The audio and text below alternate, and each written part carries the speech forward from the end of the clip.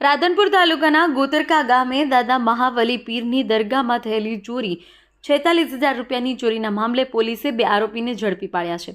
પોલીસે ઝડપાયેલ બંને ચોરોને ગોતરકા ગામમાં ઘટનાનું રિકન્સ્ટ્રક્શન પણ કરાવ્યું. આ ચોરી તારીખ 14 ડિસેમ્બર 2025ના રોજ રાત્રિના 10:30 કલાકે 15 ડિસેમ્બર 2025ના સવારે 6:30 કલાક દરમિયાન થઈ હતી.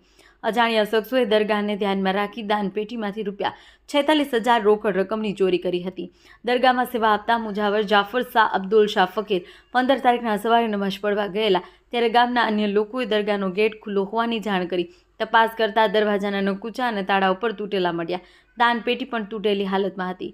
ગાદીપતિ ખિદમત અલી શાહ પીર સાહેબને 46,000ની ચોરીની પુષ્ટિ કરી. આ ઘટના બાદ મુજાવર જાફરભાઈ અબ્દુલ શાહ ફકીરે રાધનપુર પોલીસ મથકમાં અજાણ્યા ઈસમો વિરુદ્ધ ફરિયાદ નોંધાવી.